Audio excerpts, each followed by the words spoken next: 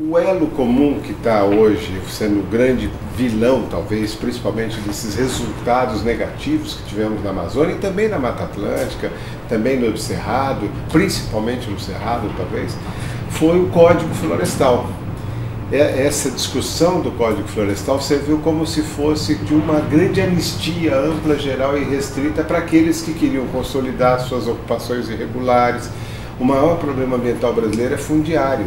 E onde que você teve as terras, por exemplo, na região sul-sudeste supervalorizadas, mesmo no próprio Cerrado, com a expansão do agronegócio, então era natural que houvesse essa expansão para a região da Amazônia. Então nós estamos com um ciclo muito perverso.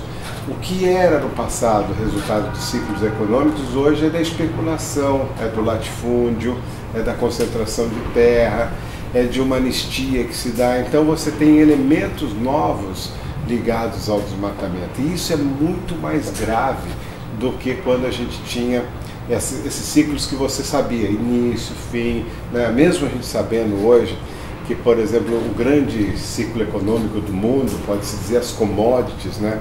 Que é um mundo comoditizado, então você vai ter a carne, a soja, o café, todas essas questões que pressionavam as florestas para conversão para uma agricultura.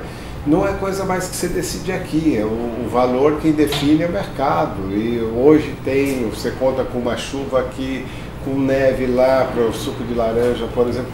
Isso tudo é muito complicado para a gente entender. Agora, o que a gente entende, que é o impacto direto, é a pressão desse agronegócio irrigado por bilhões, né, que acaba determinando se você abre uma nova fronteira ou não. Mas não é a economia também que decide.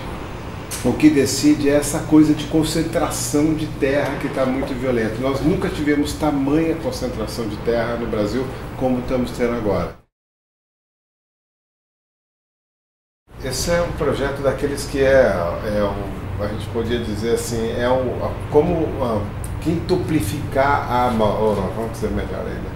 Esse é o que está ruim, como você poder piorar o que está ruim, esse projeto. Só para você ter uma ideia, esse projeto é aquilo que foi vetado pela presidente, né, de tão ruim que era.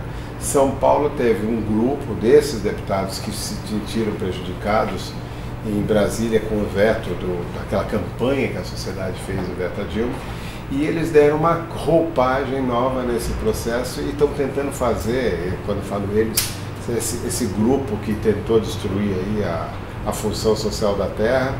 Esse grupo está tentando fazer isso em vários lugares do Brasil, porque eles sabem que é inconstitucional, eles querem criar um ambiente de instabilidade para tentar fazer a tese deles ter valor. É aquela história de você contar uma mentira muitas vezes, né?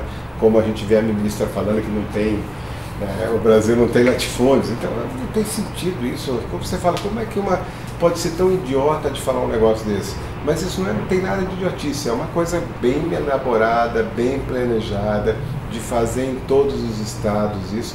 E o estado de São Paulo, onde começou a legislação, era um lugar estratégico para se fazer isso. Então trouxe esse grupo, que era o pior grupo, eles fizeram isso em Minas, fizeram isso no Paraná, fizeram isso em Santa Catarina. E eles sabem que isso vai ser inconstitucional, mas estão fazendo para criar um impacto, né, um conflito maior ainda, porque eles ganharam nesse conflito. Lógico, os caras estão com mais dinheiro do que qualquer outra linha de crédito que existe no Brasil. Bom, a lei de São Paulo, você nem precisaria ter feito, um decreto resolvia, porque você vai fazer aplicar o que está na lei federal, né?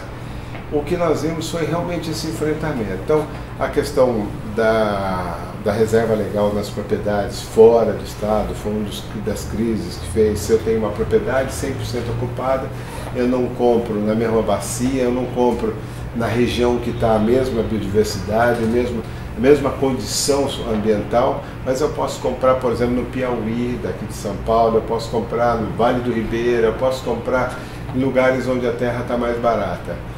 Sempre nessa linha de você estar causando um mal maior.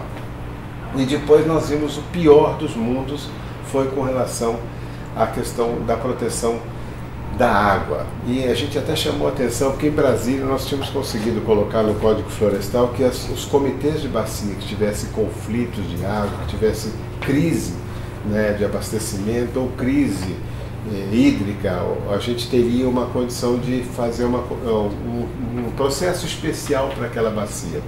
Aqui em São Paulo isso entrou, mas entrou com um processo muito grave, porque tira mais ainda a proteção dos rios. Então você passa a proteção de mata ciliar, que no código anterior era de 30 metros, você passa para 5. Por que passa para 5 em São Paulo?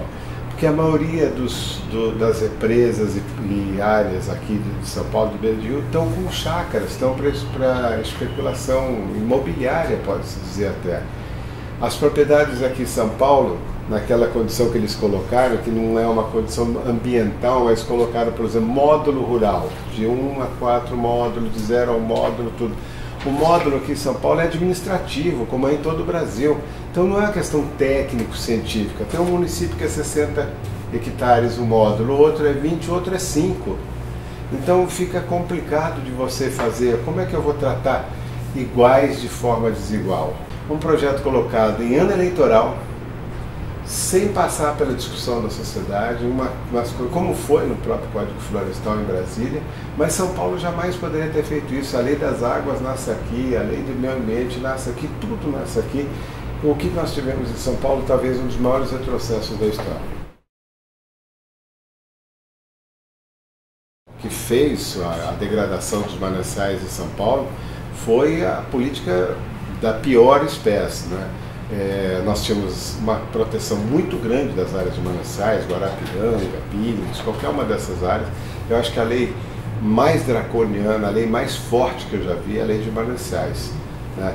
E acho que em função disso, aqueles que tinham, ao invés de você criar mecanismos de incentivo para que se protegesse, você criou mecanismos tão perversos que se dizia que era ocupação clandestina, tal. Não era isso.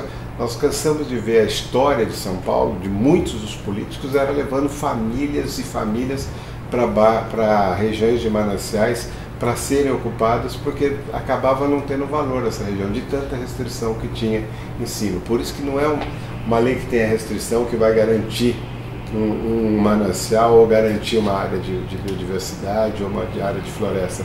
O que vai garantir é a forma com que você coloca isso no contexto econômico, social e tudo. Os mananciais foram feitos como se fosse uma área separada da cidade, que aqueles que estivessem ali estavam irregulares, aqueles que estivessem ali estavam provocando problemas e as pessoas passaram a ver a área de mananciais como um grande drama, uma coisa de ódio até na região. Esse tema não entrou nesse Código Florestal agora, ele já vem de muito longe, né? Talvez por isso o grande conflito. Quando nós, nas primeiras discussões do Código Florestal, que era a alteração daquela lei de 1965, e a gente que tinha essa visão de que o Brasil tem problemas fundiários muito graves, nós colocamos na primeira legislação que teríamos que ter um controle das propriedades. Então nós teríamos que fazer um cadastro ambiental rural. Por que o cadastro ambiental rural? Porque aquilo quer dizer o que tem de Código Florestal, por exemplo, na questão da reserva legal. O que seria área de preservação permanente? O que seriam áreas de várzea, tudo isso. Que tudo isso tentaram destruir na legislação. Então esse cadastro era uma forma de você ter uma fotografia da propriedade, onde o proprietário voluntariamente dizia, ó, minha propriedade tem essas características. E aí você depois ia fazer um outro instrumento para dizer, ó, como é que eu vou arrumar onde tem erosão ou que o gado vai beber água? Onde é que eu vou arrumar a parte que pegou fogo ou aquela região que eu abandonei agora, não estou mais usando, que eu faço rodízio de culturas, rotações de cultura, eu tiro a floresta para usar a biodiversidade, a fertilidade do solo.